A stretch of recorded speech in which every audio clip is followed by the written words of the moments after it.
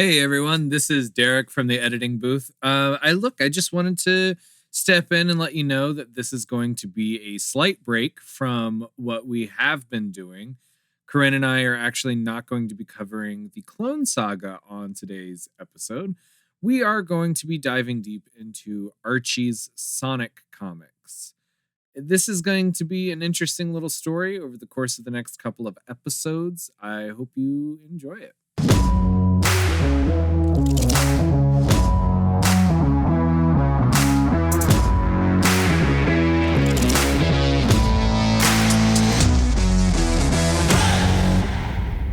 Hello, and welcome to Comically Pedantic, where we take a detailed look at the complicated concepts, characters, and history of comic book culture. I'm your host, Eric L. Chase, and joining me again on this episode is the wonderful Corinne Levy. Salutations, my children. I feel so professional. I have a microphone now, guys. like a real microphone. It's got heft. So it's real. Those are my determining factors on if something is real. If it has heft, it is real. If it does not have heft, it is fantasy. What about like a cloud? Clouds aren't real. Okay. Unless that checks out. At least you are consistent. Yeah. Unless you hand me a cloud and I go, oh, this is bigger than I thought it would. Not real. And if you give me something and it's lighter than I think it should be, it's also not real. So before we get started with today's episode, I should ask what your bright spot is. Well, we all got to hang out, so that was pretty great. That was awesome. I was unfortunately an hour late, but I mean, still worked out. Time isn't that hefty, so I guess time isn't real. So that's okay. No, it was fine. You all came to my house and we had a nice time. We ordered Italian food and opened some presents. So you and your lady got some Legos from us, and that was a real hoot. I hope you had fun with them. Oh yeah, I actually hurt my back. This is the most old man thing for me to talk about. But we were doing the Legos, and I spent all day sort of like hunched over working on it. So that at the end of the day, I stood up and I was like, oh my God, my back hurts so much. The same thing happens to me whenever I do Legos because I get so enamored and hyper fixated on them that I just like keep going. And then I go to like sit up straight and I'm like, oh my God, what did I just do to myself? I also love that these are the pains of like nerdhood instead of just like, this is our peak athleticism, is just competitive Lego building. Well, so I will say that Austin took a break in the middle. Austin like did a bunch. So I think she fared a little bit better than I did. Yeah, she paced herself. She had some good endurance. I did not. I went straight through because it's so weird the way that there are so many tiny parts. Yeah. I was amazed at like parts that you would think, oh, that's just one piece. It's like 3. Yeah. And it's so crazy. It's a cool puzzle. Yeah. And so this actually ties in pretty well. So my bright spot is the gifts that we were like giving, seeing each other, all of that. And the gift that you guys gave me was a Sonic the Hedgehog Lego set. Hell and yeah, what we we're know going to talk about today is Sonic the Hedgehog. I was actually editing another episode, and one of the things you had brought up, the silly goofy Derek is the Sonic the Hedgehog loving Derek. Yeah. And that's very true.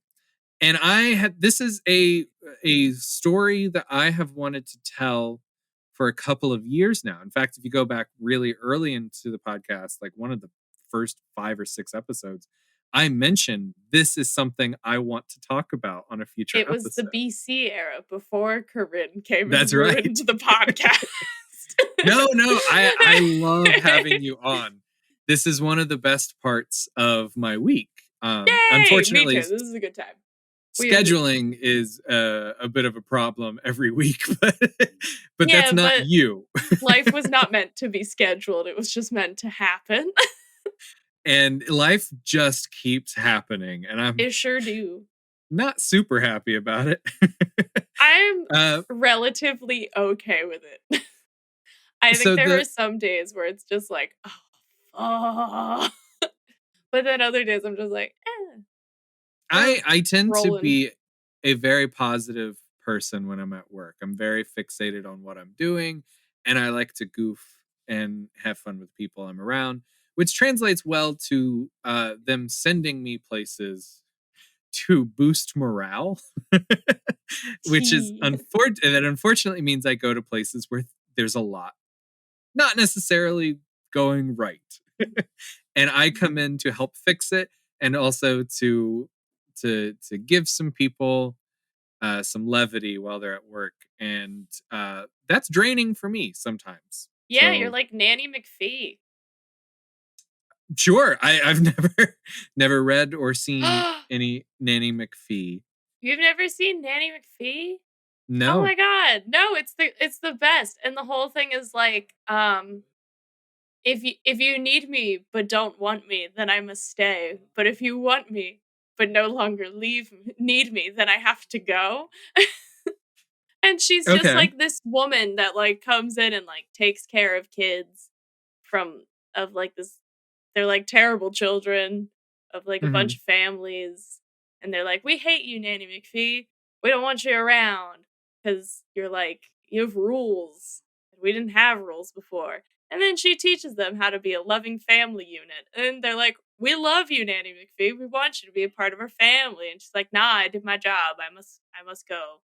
And she's This also sounds magic. like a mix of like Mary Poppins, The Sound of Music uh kind of stuff going on with like families Yeah, and it is. It's a lot of fun. I think that you would like it. I'm sure I would. I It's a like cute Mary family Poppins. I movie. like The Sound of Music. Big fan. Big fan. So, growing up in the early days of Nintendo and Sega, I have been around and seen the many ups and downs of early gaming, but probably none so volatile as that of Sonic the Hedgehog. In 1990, Sega president Hayao Nakayama decided that their company needed a flagship series and a mascot to be able to compete with the Nintendo's Mario franchise. The recently released Super Mario Bros. 3 had, at that time, been crowned the best selling video game ever, while Sega was still porting arcade games over to their Sega Genesis system. To solve this issue, Nakayama held an internal contest to find the flagship game that they could use to promote their system and finally compete with Nintendo. Development on the game focused on speed to highlight the movements that could be accomplished through the use of an engine that allowed scrolling to happen far faster than before. When the developers agreed to focus on utilizing one button instead of Mario's use of two, they quickly realized they needed to find a way to allow the character to deal damage, so they settled on the idea that they could roll into a ball while in the air. The Okay. concept of a hedgehog character by designer Naoto Oshima, I'm gonna just flat out apologize if I mispronounce any of these names because I'm sure I am, was quickly scribbled out on some paper, and a few small adjustments later, the world would have their newest video game mascot, Knuckles. Mr. Needle Mouse. Now, as often is the case, early development on these types of series led to lots of things being thrown at the wall, and Sonic's name was no different. The original name written off to the side of the sketches was Mr. Hedgehog, but this is often translated literally into English as Mr. Needle Mouse. So, like, hedgehog in Japanese is needle mouse, which makes Yeah. more sense than hedgehog, I think. Well, kind of. I mean, like, some hedges and shrubbery could be Mhm. pointy, like a hedgehog. So I don't know. I'm trying real hard. I really like the name hedgehog, so I'm rooting for it. No, I'm fine with it. I just think it, like, if I you were to think go in Needle a Mouse is literal cute too. description, needle mouse is great.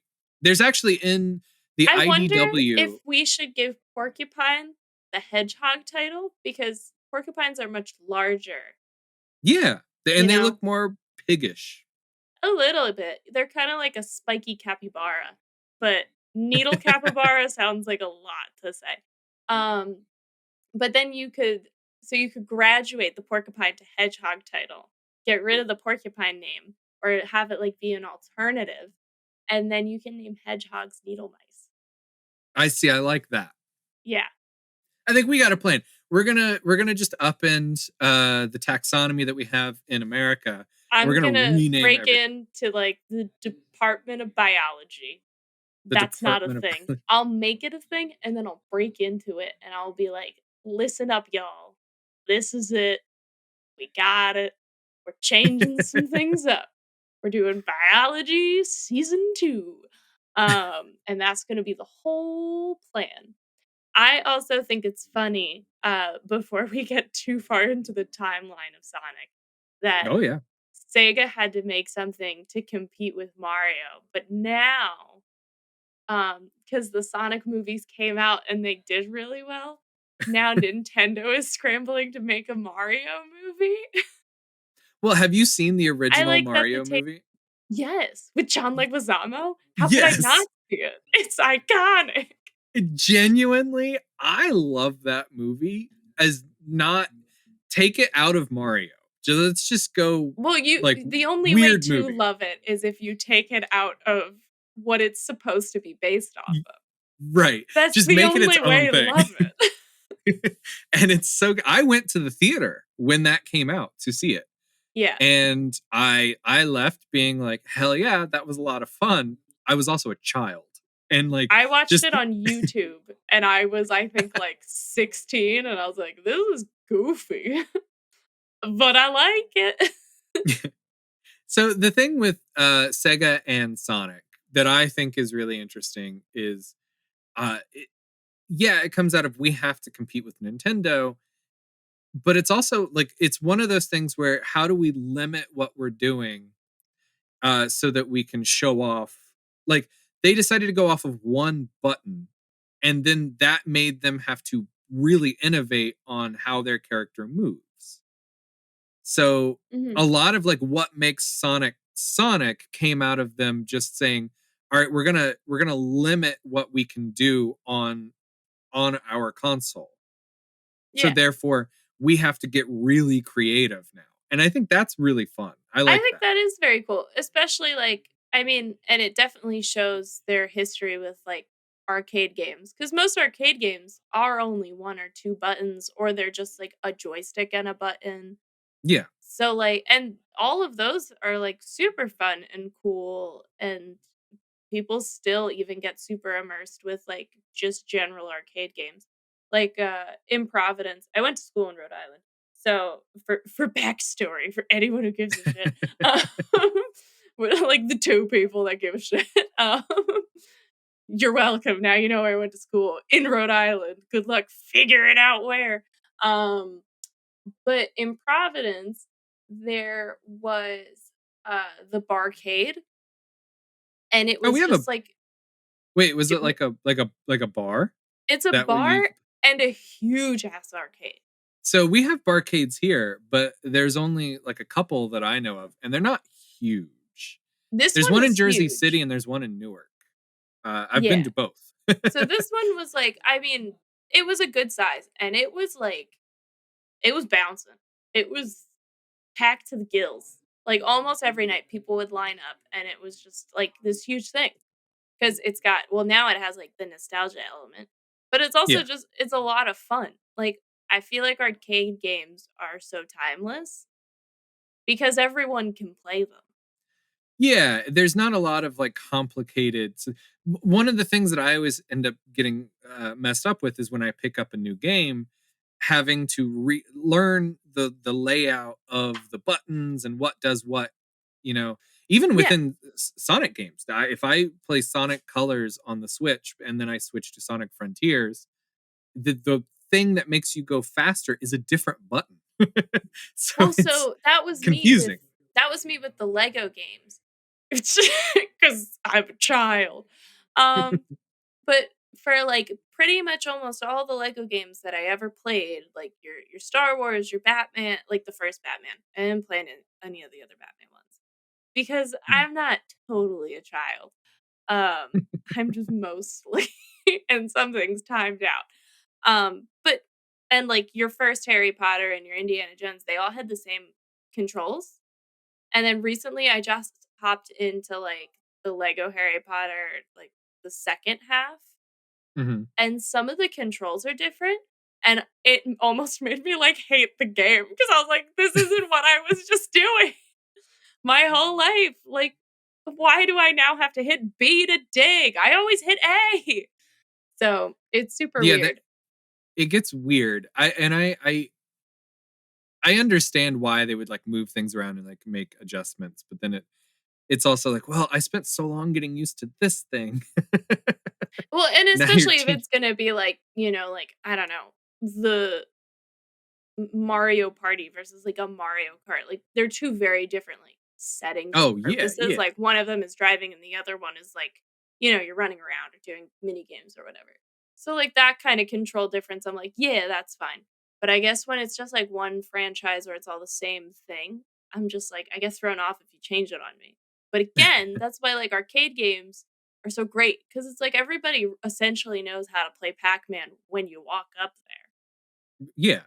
because it's the same as it's always been, Mhm. which is great. But yeah, I think that's cool that they just like built Mr. Needle Nose with one button essentially. That's pretty So cool. you might think it's cool, but I have some information that might say the Sega thought differently. See, the Sega of America CEO, Michael Katz, was certain that Sonic the Hedgehog would not be popular with American children. Something that you think would matter, but because he had done so poorly pushing the Genesis to American audiences with catchphrases like, Genesis does what Nintendo don't, he was let go and replaced by someone who would hopefully have better sense than base a marketing campaign around a bad pun. Now, hopefully is the operative word in that statement because at the same time Sega was pushing their Genesis in America, the same system was marketed as the Mega Drive in the rest of the world. And in England in particular, it was advertised with incredibly sexual innuendo. One of the Oh, most famous adverts read, "The more you play with it, the harder it gets," and features a hand holding a joystick in a very suggestive manner. ew. That same advertisement goes on to describe the scenario. You sit there, eyes glued to the writhing arcade quality graphics, pulling and squeezing your knob. Now you're breathing heavily over the digital stereo sound. Now you're shooting all over the place, but it's no use. Game over. I feel like attacked. I really hate that. This is how they were choosing to advertise. So you have in England, they were going like incredibly sexual. And then in America, they were doing bad puns. And I feel like that like they just didn't know what to do. I mean, the games were new, like this type of thing It's was also new. like they clearly don't know what their demographic is. Yes. I mean, I think the sexual innuendo probably you could totally do that now. No problem. I think it was a little confusing back in the day. I think like if that was put on like Twitter by like Sega or something Yeah. or Genesis, then it would pass. But trying to make a legitimate ad off of that, I don't think that would work today. And I could So be wrong because maybe I'm not as much of a gamer girl as I think I am. But I don't know. I don't think that would work because it's also like it's very male centric. well, yeah, absolutely. And I don't just because we're talking about the early days of gaming, I don't know if you've ever been inclined to do so, but I really hope you do. Go onto YouTube and look for Bill O'Reilly uh, covering the Nintendo for the very first time because it is so funny. No one knows what Mario is or what Nintendo is, and it's just fascinating to watch. Hopeful. Now, Debuting in 1991 as a pack-in game for the Sega Genesis, Sonic's speed, innovative platforming, and catchy as hell music brought a dynamic new method of gaming to home consoles, making Sonic a household name. The massive success led to Sega of America partnering with Deke Animation City to produce 2 TV shows simultaneously: Adventures of Sonic the Hedgehog and Sonic the Hedgehog, better known as Sat AM. This is where now Sat AM is Saturday morning. That's all it like stands for. Okay, Saturday, it I was was the gonna Saturday say, morning. what does that mean? I feel like I should clarify that. Thank now you this for the is where footnote. this is where the writing on this episode becomes difficult to manage, because the story of how Sonic ended up with 2 different shows at the same time with 2 wildly different tones is fascinating in and of itself. But there are so many other rabbit holes to fall down, and we haven't even reached the main topic. For instance, the voice actor for Winnie the Pooh was also the voice actor for Dr. Robotnik on one of these shows. But musician John William Baldry, who toured with the Rolling Stones and the Beatles, as well as being in bands with Elton John and Rod Stewart, voiced the same character on another show. Like, it's just wild the way that like they got really different people in split here. everything in half.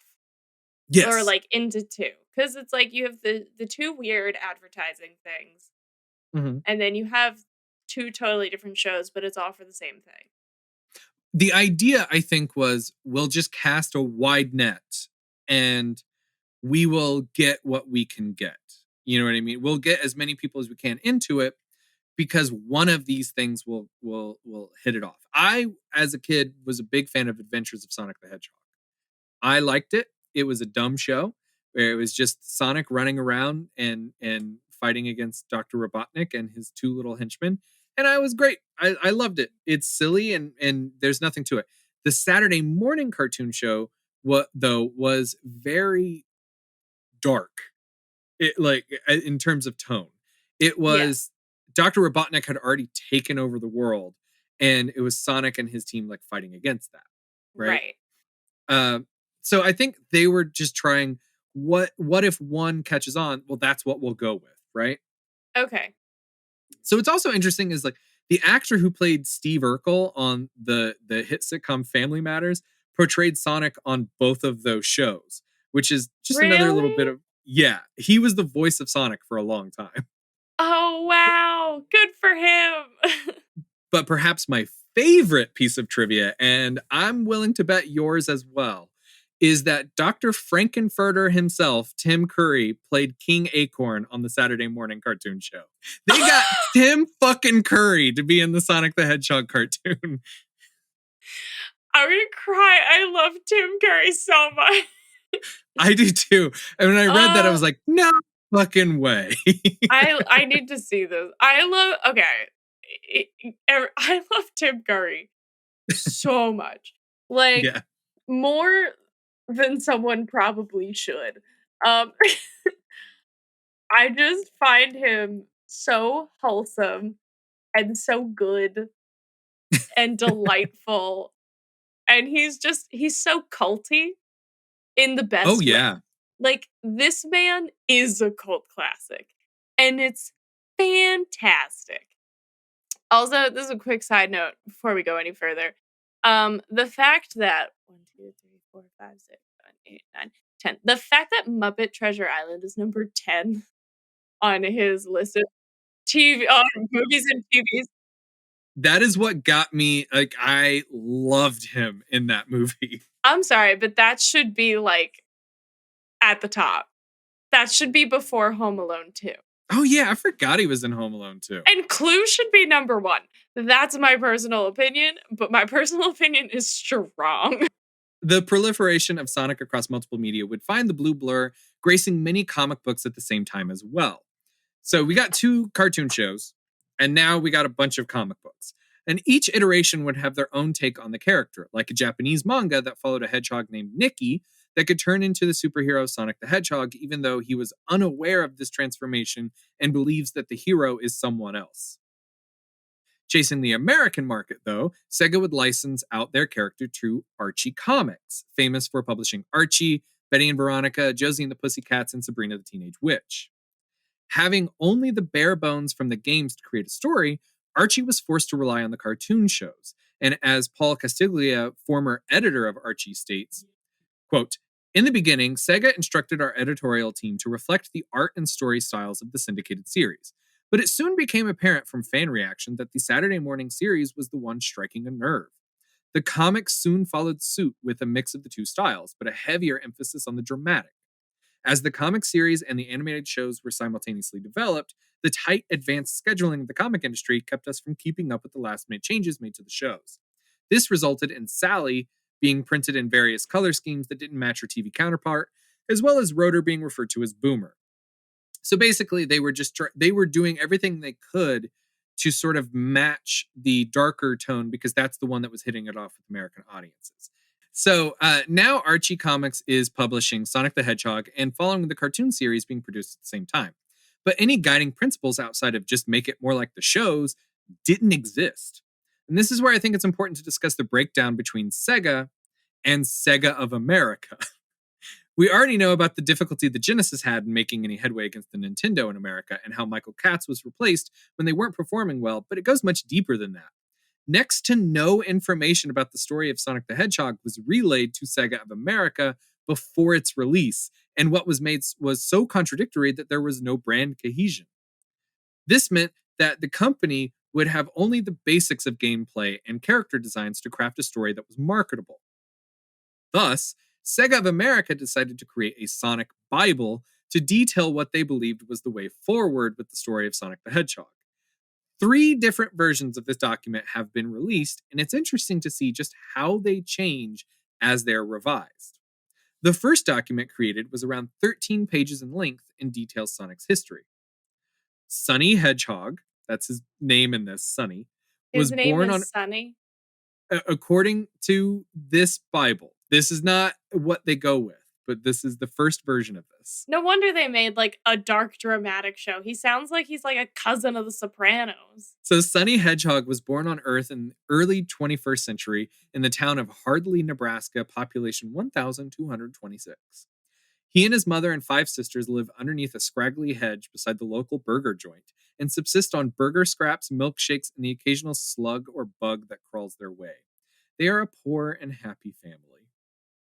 Cute. Now, the document continues to describe how Sonny's father died due to toxic waste, Sonny's pranking of others by pretending to be a bowling ball, and how he hangs out at a local quilting circle to hear the latest gossip. Okay, well, the father death is not as cute. But the other stuff is a bit goofy. the ways in which they just go in like whatever direction and just shove it all together is interesting to me. I love that, like, his hobbies are just like pretending to be a ball, hanging out at the senior center, and then grieving the loss of his toxic waste father. When he leaves home in hopes of earning an Olympic gold medal, he befriends Dr. Ovi Kintober, who would quickly become a father figure to him. And this doctor would lead a team of researchers on a project meant to restore Earth to its former glory until his funding was cut and he was forced to continue his research under a radioactive dumping site. Wanting to use the Chaos Emeralds, which were emeralds infused with pure evil to reverse the effects of man-made industrialization, he enlists Sonny to help him. When Sonny eventually breaks the sound barrier on a treadmill, his normally brown quills turn blue, and he is nicknamed Sonic. Sometime later, a bolt of radiation strikes one of Dr. Kintober's machines and releases all of the evil from the Chaos Emeralds into Dr. Kintober, fusing him with evil and a hard-boiled egg that he had been eating as a snack at the time. I was going to say, is he going to be Dr. Eggman? The Doctor is reborn as Dr. Robotnik, which is the American name for Dr. Eggman. See, in Japan, they had his name as Dr. Eggman, but because they weren't giving any information to America, they had to come up with what they wanted to call him. So they called him Dr. Robotnik. Now, I don't know if I missed it. I don't think I did though. Is there a reason they're not giving any information to like their brother company essentially? No, just that they just didn't think it mattered, I don't think, you know? They were like, we're working on a product. You don't need to know all of the like the weird stuff that we've come up beforehand. And there's just like a breakdown in communication. These two companies, even though they're part of one mega company, I think that they were just being run so entirely differently that they didn't see each other necessarily as like uh like a As, partner like, in this. together. Yeah. That's so So odd to me, but I guess it's because now it's, like, it's so universally globalized, like, how we see yes. Sonic, you know? Mhm. Okay. Well, and we're gonna get into a little bit of, especially for when we go over this episode and next episode, we're gonna get into why things are a little bit more streamlined than they used to be. Right. Okay. So, in the next version of this document, Sonic's history is changed, and he's instead an orphan hedgehog who lives on the planet Mobius with his animal friends Sally Acorn, Johnny Lightfoot, Joe Sushi, Porker Lewis, Flicky, and Tux. Now, almost all of these characters and even the name of the planet would later be used in the Saturday morning cartoon show and thus Archie's Sonic the Hedgehog comic. Sonic in this version would accidentally spin dash into Dr. Kintober's lab and decided to hang out because it's cool. Essentially, the same accident plays out and Kintober becomes Dr. Robotnik again in this version of things. Okay, so I just wanna make sure I have it right.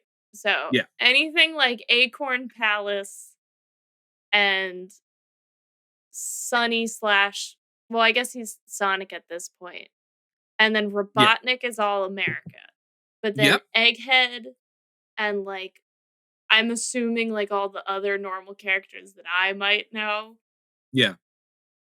are are Japan. Yep. So Okay. essentially, where we are in this story is right around the first Sonic the Hedgehog game. And really, the only characters that are in it are Sonic the Hedgehog and Dr. Eggman. And Japan's version of events is Sonic is kind of bored and he thinks fighting against Eggman is fun. And Eggman is a genius evil guy who likes to kidnap animals, and Sonic frees them. That's about it for the story. And that's part of why America was like, we're going to come up with our own version of it. And they start introducing all of these other characters. And this is all behind the scenes. This is not, none of this is necessarily released to the public, except for some of the names get added as we go into like the cartoon shows. And as we go into like when they release the game, they call Eggman Robotnik. And that's about it. Okay. So, Sega of America eventually scrapped all of these concepts in favor of the broad backstory detailed in the games, but these elements were recycled for several different properties down the line. The UK version of Sonic decided to adopt the second Bible as the backstory for all of their Sonic related media. So, Fleetway's Sonic the Comic uses the story from this almost entirely. So this means that by 1993, just 2 years after his debut, there was a loose storyline in the handful of games produced by Sega, which itself is slightly confusing since some are canon and some aren't.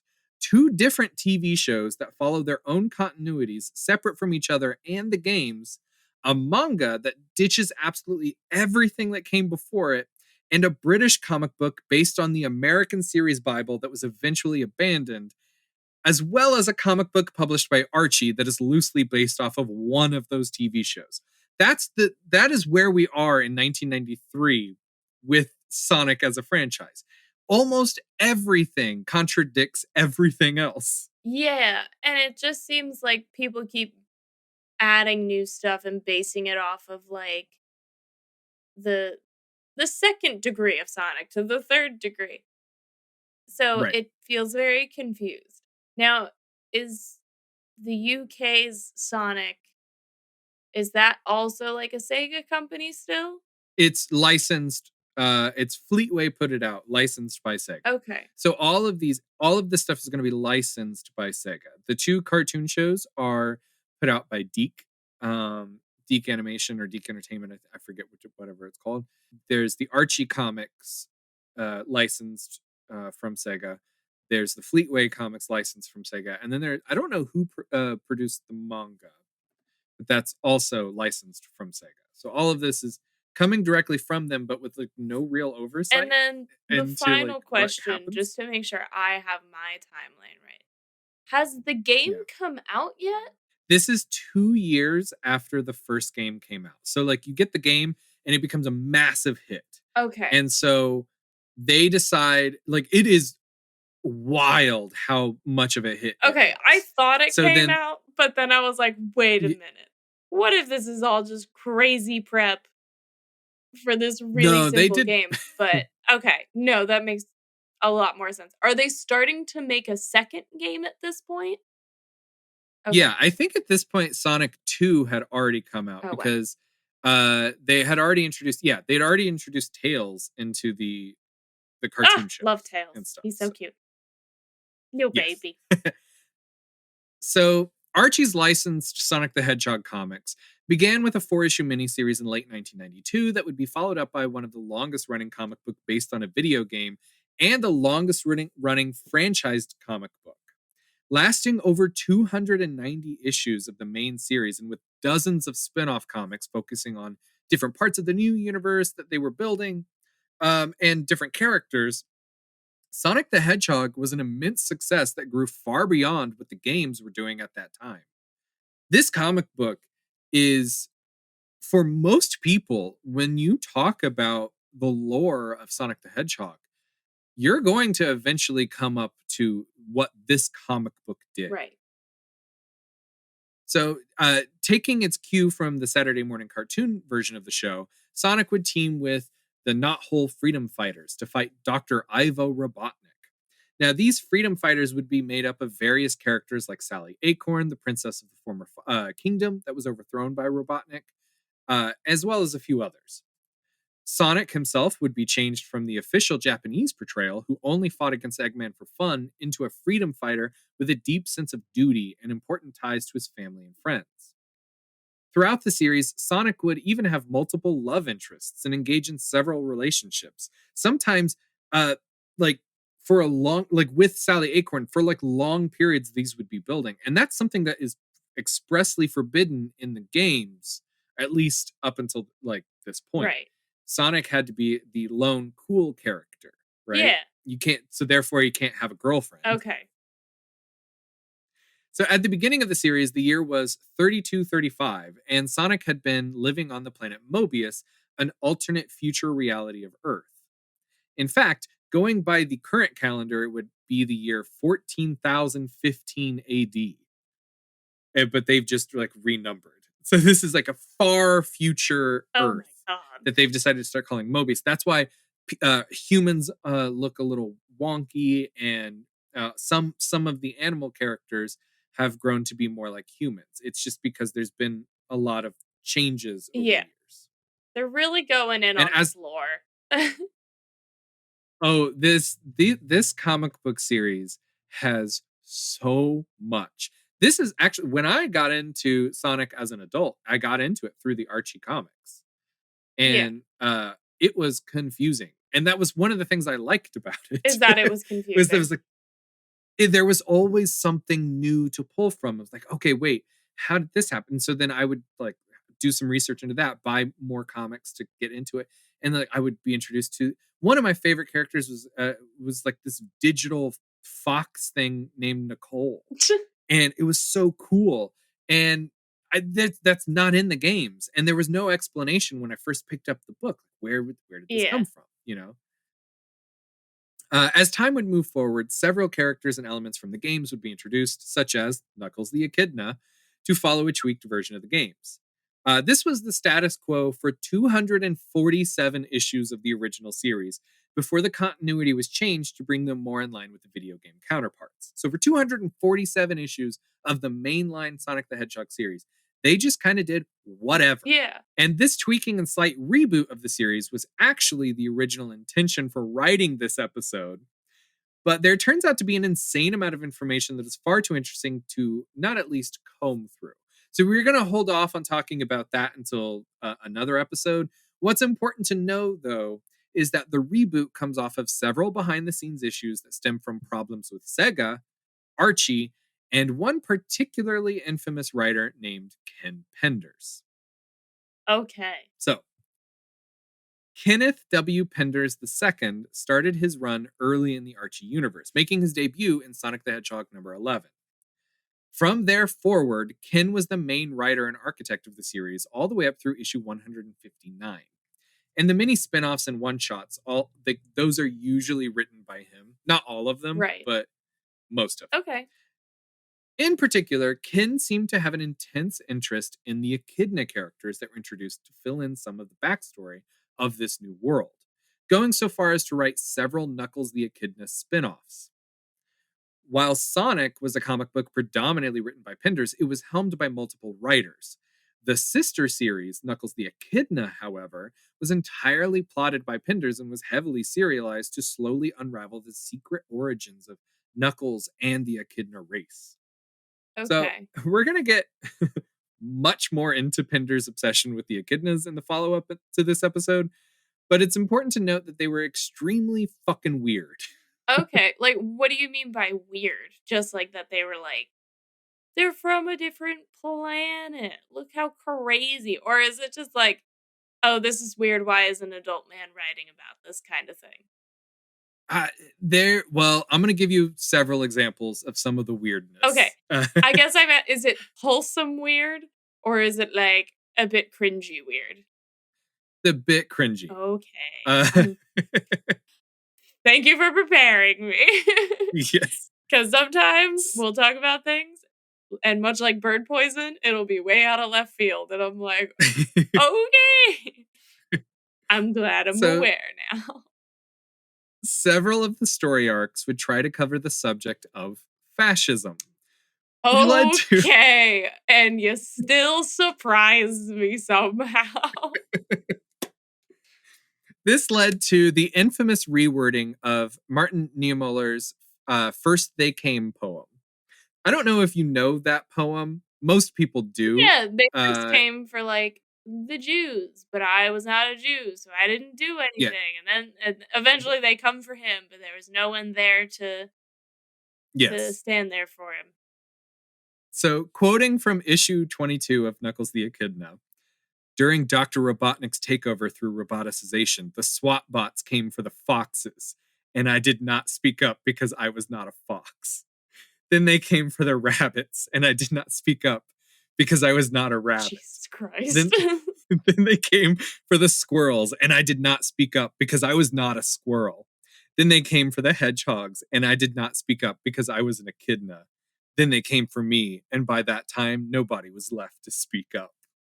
And I can't, okay, I see what you're going for, but I think it might be. This is not nearly as impactful as the original piece. And you could argue, oh, but it's for like the younger kids or something to like understand the story of what it's being said. It's like, no, you don't need the rabbits and the squirrels to understand that. Like, it's pretty clear from the source material. Like, I remember seeing that, I think in like 5th grade. Maybe yeah. and it's like, you read it and you're like, that's very powerful. I am 12. I understand. Like, it's not the most complicated thing to like comprehend. Yeah, and I think there are ways that you can incorporate this kind of thing into the comic without necessarily just doing the poem. Yeah, don't just plagiarize the poem. Don't just copy and paste and put whatever animals you prefer in there. Like, maybe make it a long drawn out story of like Knuckles struggling to stand up for his friends, you know? Like, yeah. But also maybe just don't plagiarize a great poem. Very weird. I mean, it's very weird.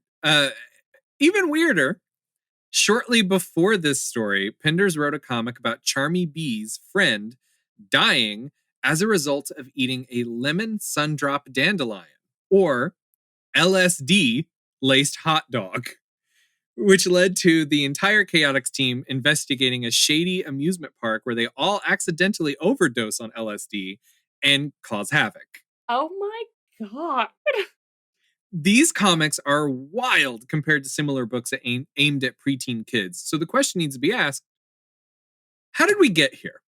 So, or I feel like if you are gonna have a little blue hedgehog and like a little chipmunk and a little fox and a little red echidna, feel like there are a lot of other stories that you can tell with those before you get to LSD weird trip yeah, like or fascism. you Either one.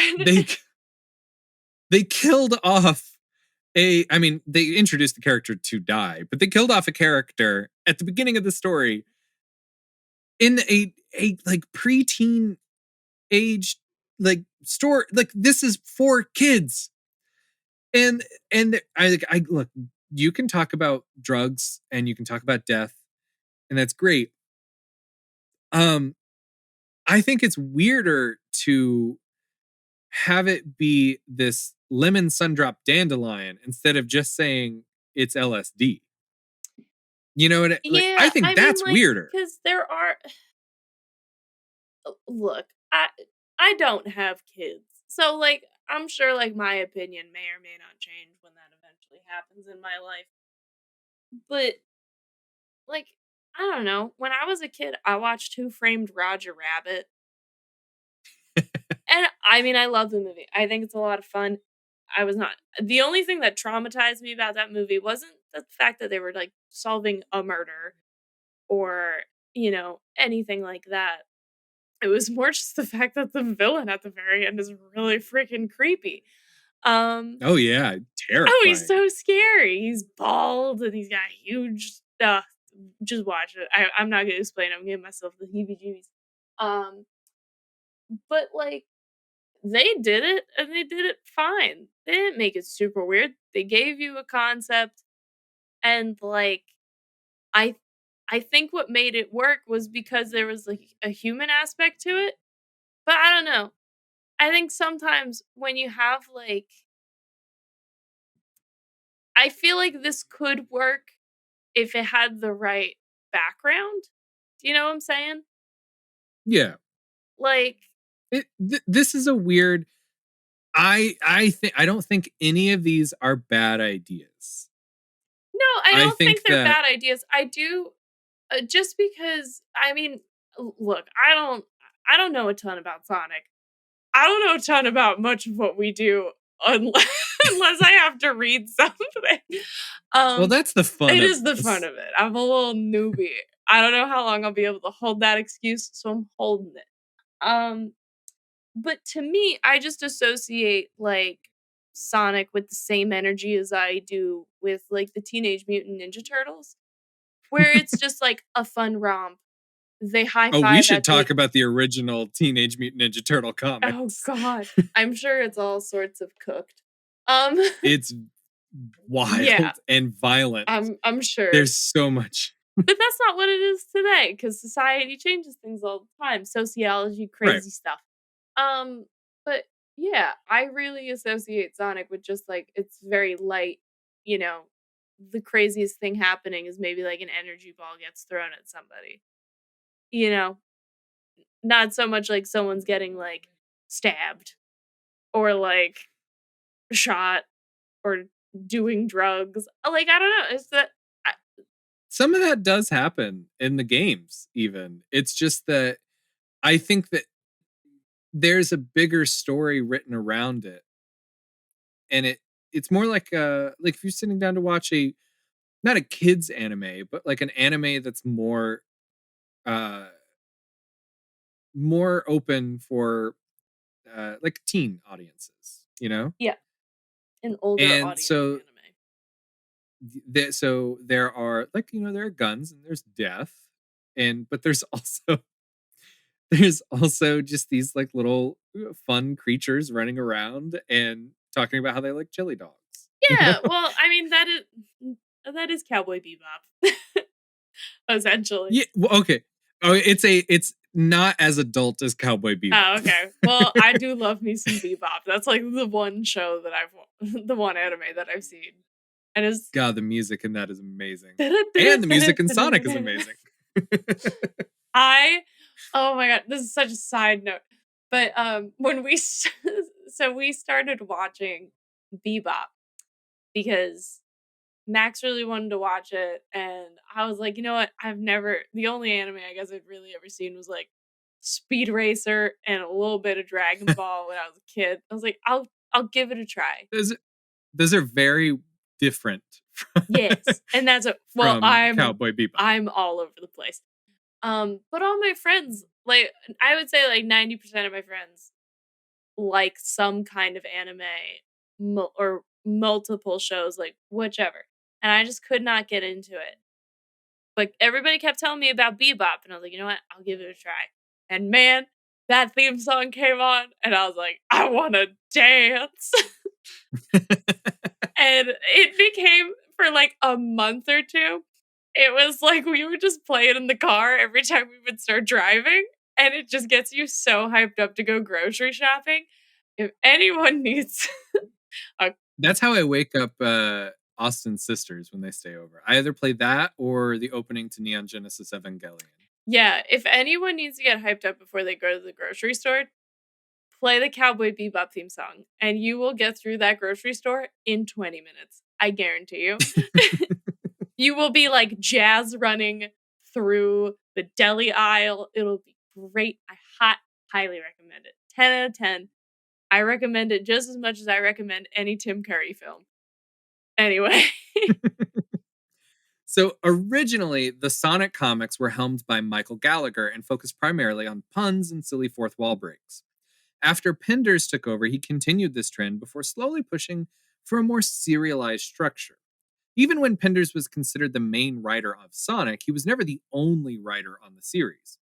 With many different writers and artists coming and going, the series had a varied quality and style, but built off of the strange events from before to create newer and weirder stories. It wasn't until 1997 that the Knuckles spin off was created, and Penders was able to create a consistent and serialized tone for the series that he clearly wanted. From the beginning, teases of the future were shown to entice readers to stick around in the hopes that it would pay off. The entirety of the comic was broken into 3-issue arcs, where every issue and arc would lead directly into the next while keeping mysteries running as to how anything would be resolved. As his tenure would stretch on the books, Penders began introducing dozens upon dozens of characters like Sleuth Doggy Dog, a parody of Snoop Doggy Dog, or the unbelievably insane amount of echidna characters that are essentially Knuckles but a girl, or Knuckles but with a beard. Knuckles with a Like, beard? Give me a minute. I need to see this. So as Penders was going through and he was creating these characters, a lot of the time he would just be like, okay, now I need an echidna character that can be a previous guardian or something, and it would just be Knuckles, but then they would give him a beard or with a hat, or things like that. Yeah. That's so weird. Are we ever gonna figure out why he loves these different Knuckles like so much? This is so that's basically what I'm getting to. Okay. It is because he had the ability to start this series from scratch. He didn't have to follow anything about Sonic. They had nothing to tell him.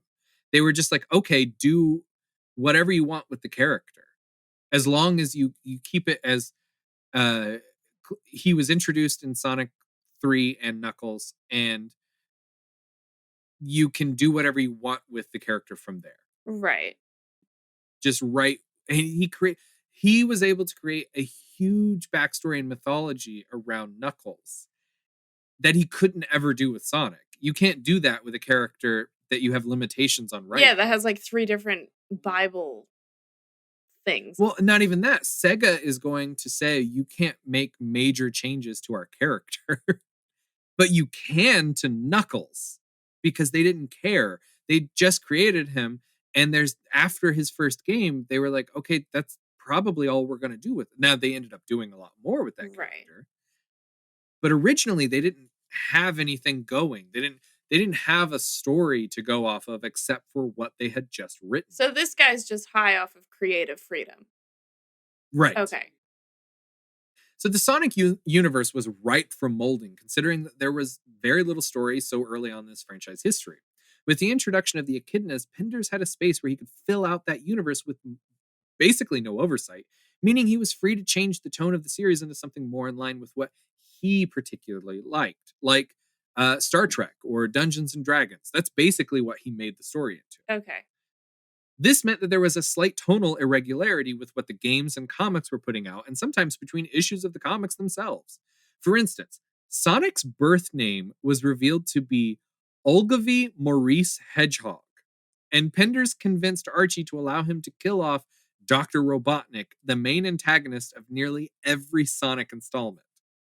So he's just going wild on this series. Yeah. And now, I do know that the idea to kill off Robotnik is because the cartoon show ended, and most franchised uh, uh, uh, comics like this, most like the licensed books based off of a property, don't live much past the cartoon that they're based on. So, yeah, with the cartoon being canceled, they were like, "We're probably going to be canceled soon." So they were like, "Yeah, why not kill off the bad guy? That'll be our main thing. We'll end the series here." Yeah, that's their big event. Right. But the comic was selling really well. So they decided to not end it here. Oh, okay. And this caused a bit of a problem when the comics had to adapt Sonic Adventure, which featured Dr. Robotnik as one of the main villains. Penders still wanted Robotnik to remain dead, but writer Carl Ballers reintroduced an alternate universe counterpart named Robo Robotnik. This Robotnik had roboticized himself and traveled to the main Sonic universe after conquering his own. When his body was destroyed in a battle with Sonic, he transported his consciousness into a new, more advanced body and renamed himself Eggman. Eggman, finally. I was just about to say, I really don't like the Robotnik name. I think it's so boring. So I think it's fine. I don't really. So it's so basic. I don't know. In Sonic Adventure, in the game Sonic Adventure, they wrote that Dr. Robotnik's real name is Dr. Robotnik. They liked that from the American series. Ugh, they're wrong. They only refer to him by that like once. He prefers the name Eggman. As he should. It was a nickname that was given, and so he just goes by that. So this allowed the comics to be able to use an Eggman character, firmly established the preferred name of Eggman, and finally adapt the Sonic Adventure game. This also had the side effect of making two distinct versions of Sonic's main nemesis and creating a very confusing backstory for a younger Derek to try to understand. Oh, because now there's two. Right. They killed off one. And then they made a robot one. Right. But then he has like a body that's not really a robot body. And it's just, he basically replaces the original bad guy. And just becomes that bad guy. I'm totally realizing what would have helped little Derek. He just needed to listen to Mr. Roboto from the Sticks, and that would essentially explain to you what this guy is. I mean, basically. I do know when I was first reading these books, I was like trying to get into like, okay, wait a minute. I don't understand the connections between this character and this character. And I kept reading like Robo Robotnik / Eggman. And I was like, wait, I don't understand. How is this different from the original Robotnik? And then this took me forever, just one night reading and being like, wait, so they killed off this character and replaced him with basically the exact same character. Yeah. Just like with a more confusing backstory. Exactly. That's exactly what they did. I love comics. There were times. So Pender's long run included more baffling moments that can really be included here, but I'll stick to some of the more egregious, like how he would consistently have Sally Acorn make out with Jeffrey St. John, a clear James Bond-esque character that is at least 20 or 21, while Sally was 15. That's weird.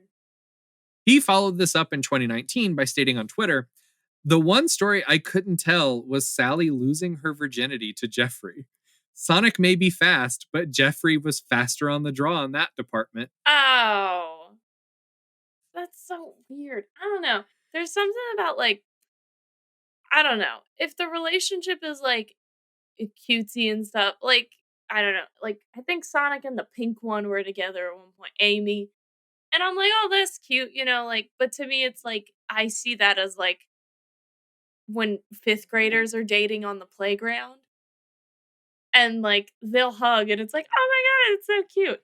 I can't picture animals or animal like characters getting down. I just can't. It's weird. And look, if you're into it, like that's good for you. Be into it on your own time. Please don't get paid to make stories or self-publish the on Amazon. I interesting don't know. I would not want to read that I mean, personally. you don't have Not to to. shame There anyone. is a I just there is a market out there for that kind of thing, and I think that's fine. yeah. Maybe a kids comic is not that not the place to tell that Yes. story. Again, people like what you like.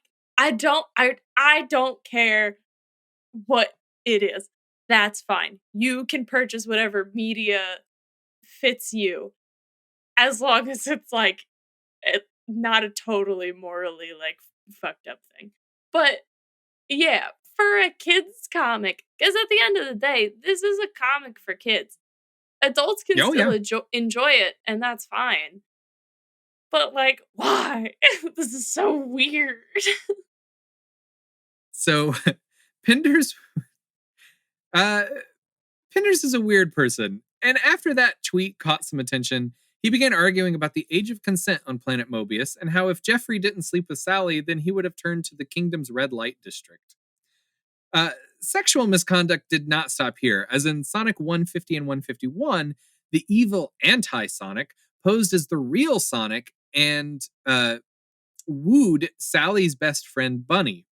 It is heavily implied in the comic that the two slept together while Bunny believed herself to be with the real Sonic, which you would understand that as being, assault. You know what? This is all And becoming very like the gross part of 80s comedies.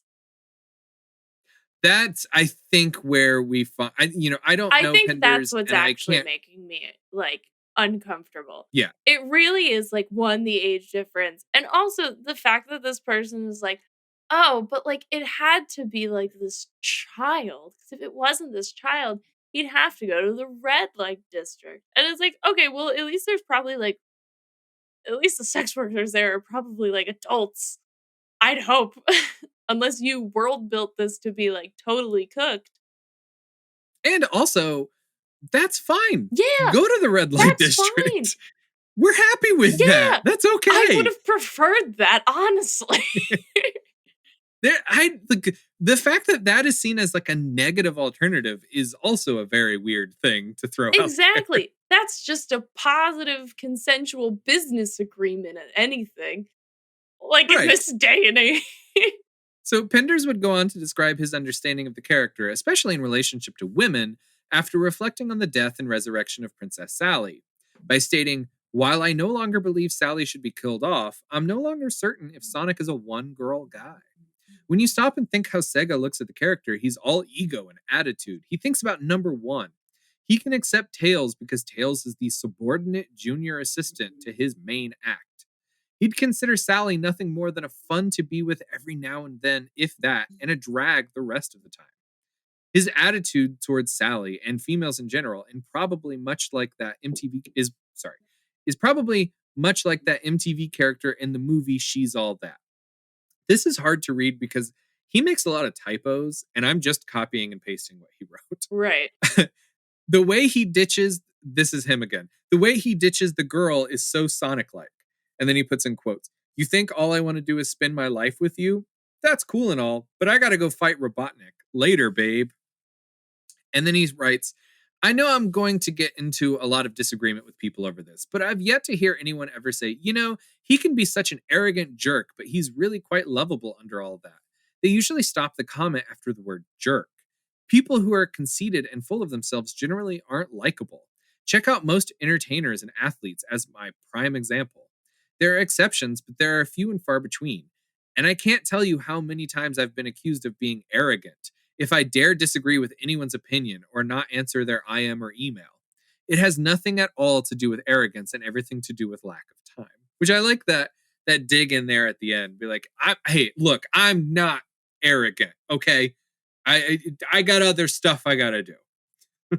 I just It's just if Yeah. that many people are telling you that you're arrogant, I don't think they're the problem. And this is going to get more difficult for us as we go through this because it's easy to dunk on him and talk about some of the bad things that he did or the negative outcomes of things that he did, as we will get into on another episode. But I don't disagree with him on the reasons for doing those things. I think at the end of the day, the things that he's writing are, I think they would have passed if it was for an adult audience. Oh yeah. But because it's not, and I think that's the main problem. Like I probably wouldn't be so heated about like about like squirrels having sex with other species if I knew that it was adult content and not children content. Primarily children Yeah, content. no. I understand what you're saying. Because again, like look, I'm an adult that reads comics. I am aware, like, that adults can read comics, and like you read Sonic, and you're an adult, and that's cool, and that's great. We love Sonic. We intentionally got you a Sonic Lego because we support your love of Sonic, and like, it's cool if you as an adult like, you know, possibly these funkier like LSD trips of a thing. It's just odd that it wasn't advertised to the adult. I just think that's a bit funky. And like maybe I'm saying that just because maybe there are some childlike parts of it and cuz I just haven't read it. But it just seems like a lot of these like funky weird more adult things are coming up than like it's a fun lighthearted adventure.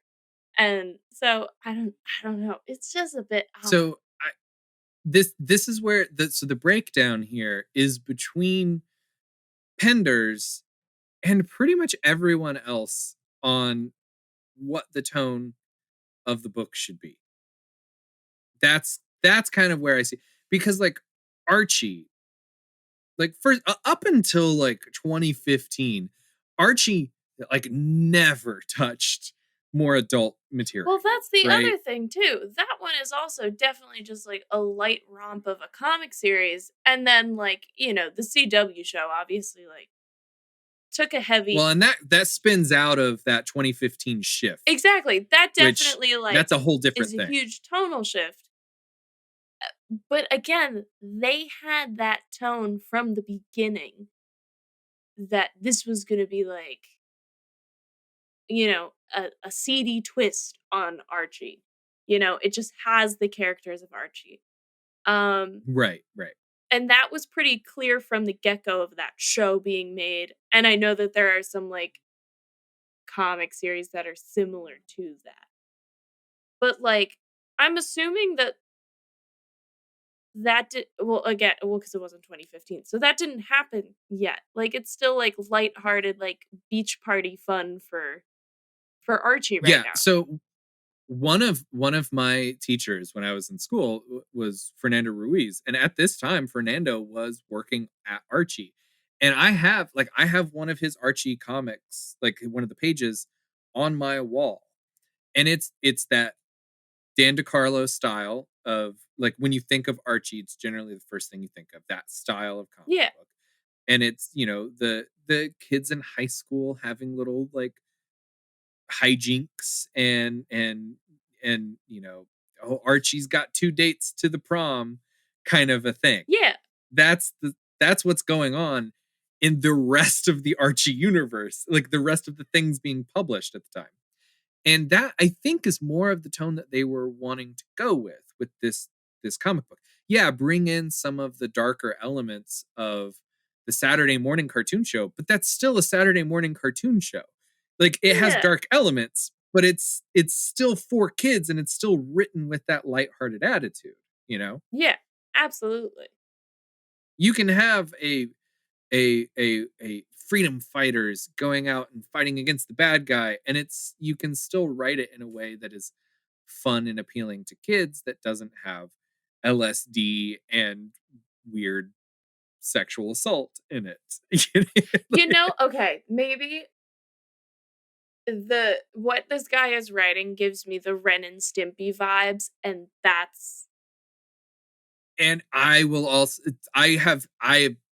would I would and I think that's why I'm wager uncomfy about it, because it gives me those he's vibes. a fan. Because also, if you see his artwork, he had some weird details that I think make his characters look weird and uncanny, but they would fit right at home in like a Ren and Stimpy style.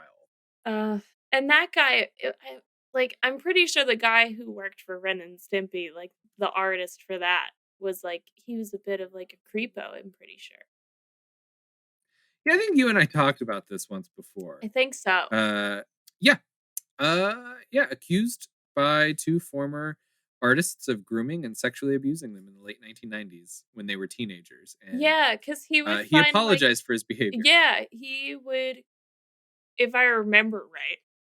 Don't quote me on this. Yeah, yeah. I think he would find like younger like lady artists and be like, "Oh my gosh, like let me like workshop with you and all this stuff." And then it would get like really weird and you know, he entices them with like success in the art industry. uh, But then just is like it's very weird. I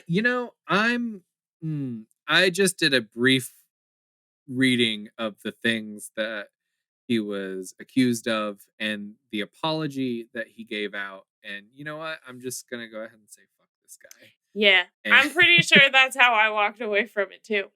But and you I could see just that nope. in his art, just kind of like how it's weird how you can kind of see people's brains through like what they create. Um So that makes me uncomfortable because I like stuff. I like that weird disconnect with like the incredible. So when I say that the Sonic thing makes me uncomfortable, it's because it's still within that Sonic universe. But if you were to take it and you were like, I'm gonna make an adult cartoon that plays off of sort of the Ren and Stimpy vibe, I would be like, yeah, sure, I'm down for this. I like that kind of thing because there's that disconnect, that juxtaposition of complete irreverence to social norms mhm. with a style usually associated with kids. And I think that's fine and fun. Yeah, well, cuz again, like you can have adult cartoons. I mean like there's plenty of them. Yeah. It's more of like when you look at Ren and Stimpy as like a whole, you know. It's it's the art Yeah. style plus mainly what are they doing? Like, you know. Well, the thing that for Ren and Stimpy in particular that was I think is a good move is they later because they was originally for kids and Exactly. that's a bad idea. But they did later make an adult version of the show. Right. And that is more like perfect. I am on board for that. But like the sort of Nickelodeon let's all sit around and watch it, maybe not the best move for this type of thing. Well, that's what I'm saying. Is like Yeah.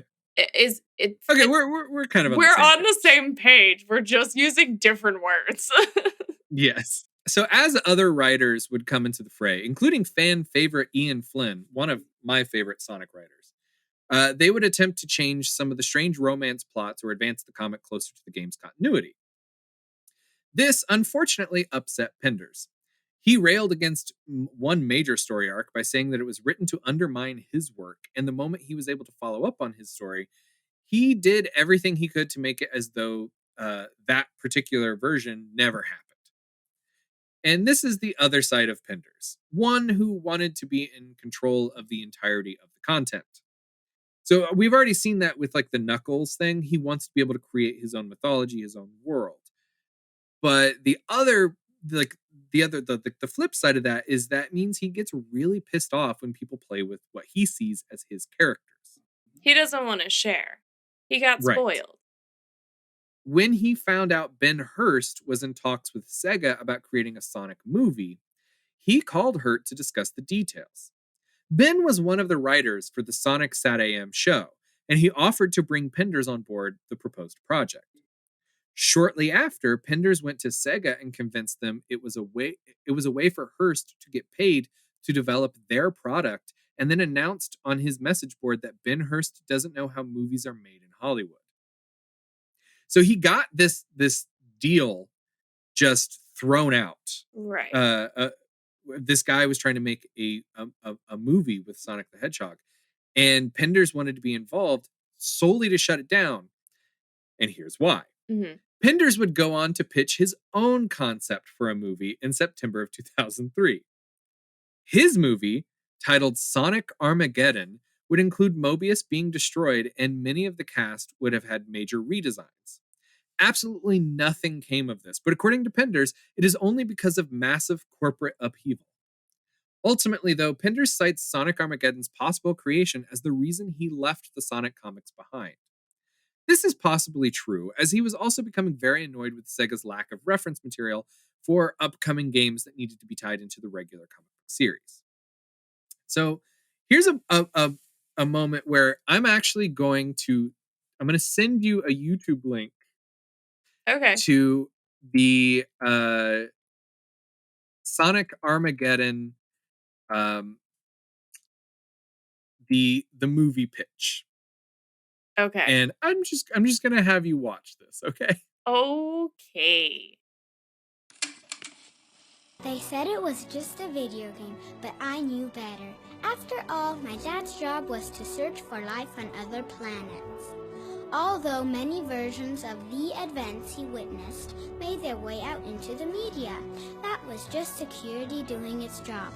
Like, who could keep a secret that big, right? Anyway, this is what my dad said really happened. Okay. That was like nothing. There was nothing there. That's the proof of concept. That is what Penders put together to show the representatives at Sega. That's I'm sorry, but that's like a joke. I feel like I am the asshole of the podcast today. But like, you're a professional person. If you've been first off, you've been doing comics for so long. So like, yeah, you would think that like, I don't know, maybe the like screenplay or your draft would be a little neater. I don't know. Not to be like, again, I don't work in the film industry, so maybe I'm being picky for no reason, or I'm being picky now because I've just heard some unfavorable things about this person. Yeah. But like, you're real, like your pitch is gonna be like, oh, Sonic finds his birthday gift from who the fuck knows Uncle Chuck, and goes riding on his little hoverboard only to be shot out and flying into some classic green screen trees. What is that? Where's the Armageddon? Yeah. There is concept art that is a little bit, I wouldn't say it's better, but it gets more into like what a story would be, right? Like, it shows you kind of more of what his concept is, which you would think would be in the proof of concept. And like in the whole first half, it's like these kids playing Sonic, and it's just like, my dad works for the government, and he's looking for like other life on like other universes, and they come through our media. And but it's like, there is not once where you hint really that like, unless that was him getting shot off his hoverboard, but like, you would think it would be more of like he phases like into something, you know, he gets beamed up or something, not just like there would be something more substantial to the story. And in fairness to Penders, he is someone like, it's not like he only ever worked on Sonic. He worked for Marvel and DC, did stuff with different people. He also, I believe, did storyboard artwork on King of the Hill, which is one of my favorite shows. Yeah. And so he has some idea. It's just that I don't know, this was not necessarily a good showing. And I think maybe he's got a blind spot when it comes to this stuff. Maybe this isn't his strong suit. Maybe. I trust the fact that he can be a very credible person if it comes to comics, because he has worked with so many for a while. Right. But I don't know. It's like saying like an author of novels can direct a movie. Like, yeah. There's so many, they're different mediums. And just because like you really like Sonic, or you really like the creative freedom you have working with a specific character in Sonic, that does not mean, like, there is always someone above you. Always. Mm-hmm. It doesn't matter. Like, Kevin Feige probably has somebody above him. Like, and we don't know it. Mm-hmm. There's always someone better than the next person, or who knows more than the next person. And I feel a little bad for this man, that I feel like this is probably the day he learned that someone knows more about Sonic than he does. 'Cause whew. It's a little wild. And this isn't the only time that Penders would focus on Hollywood.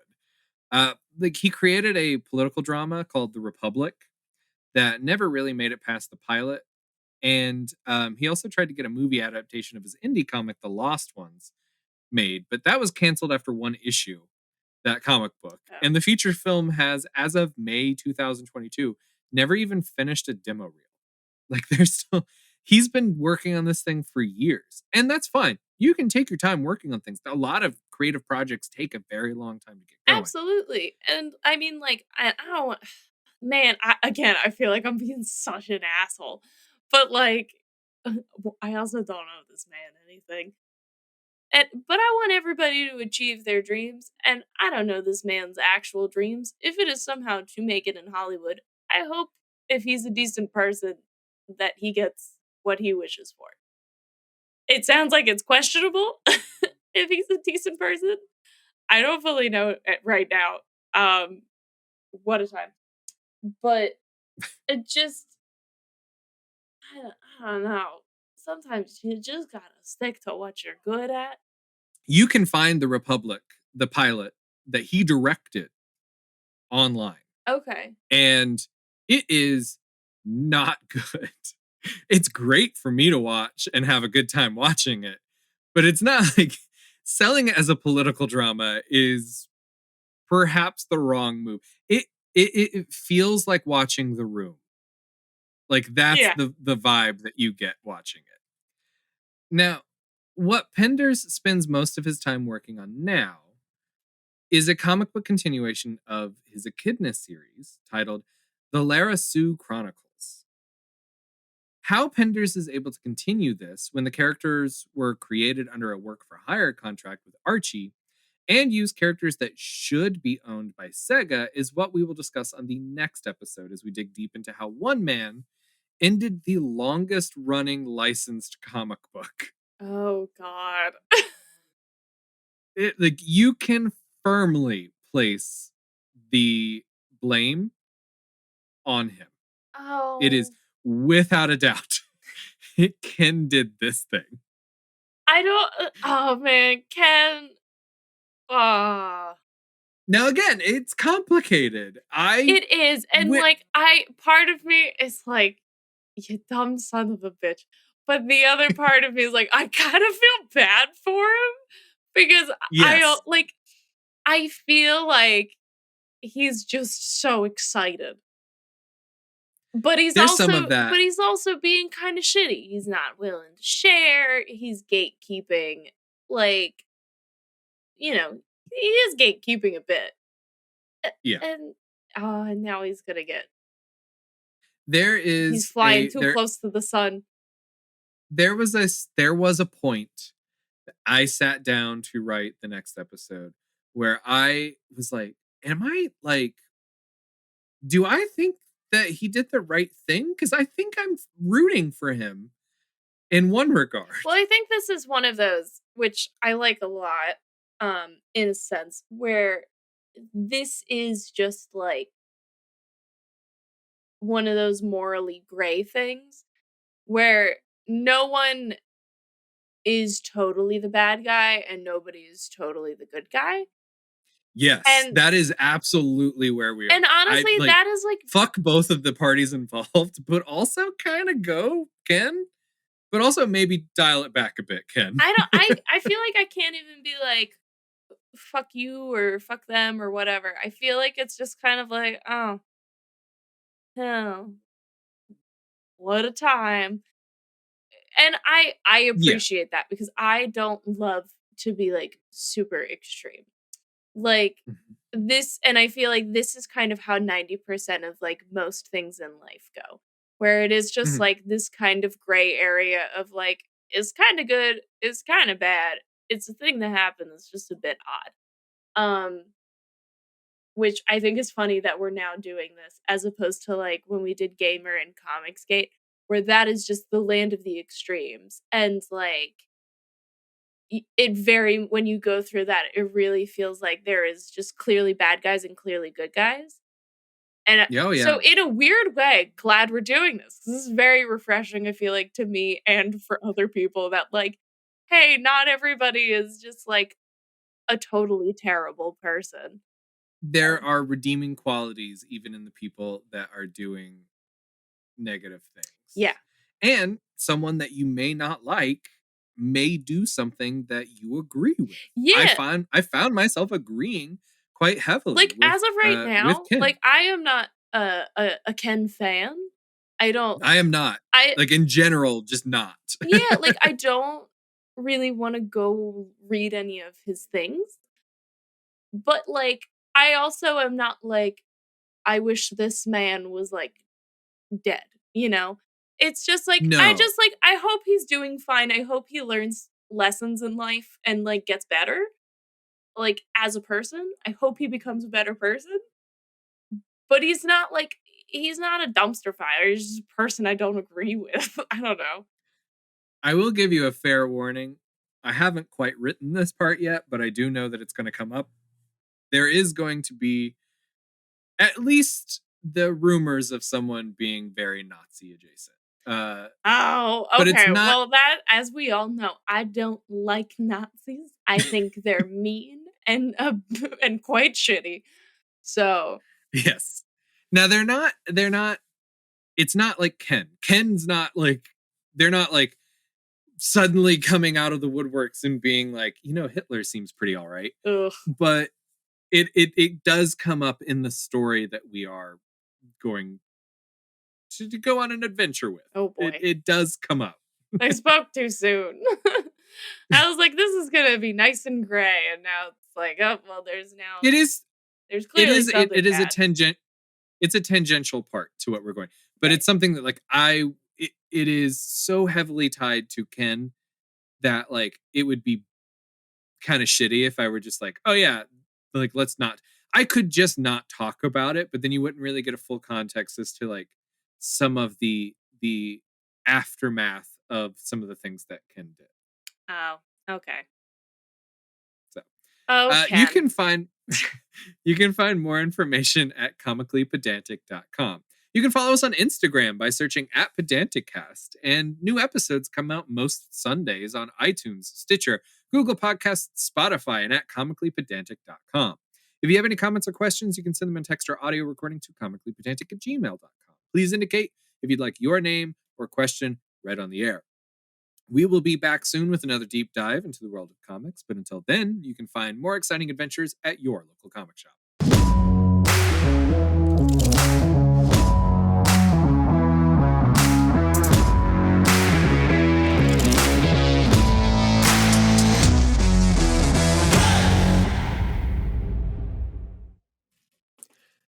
Hello, and welcome to Comically Pedantic. Hold on, I'm going to try that again. He started chewing right as I hit record, so it annoyed the fuck out of me, and then I stumbled. Hello and welcome. It's okay. Take 3. Okay. I also hope the furry community doesn't think I'm kink shaming them.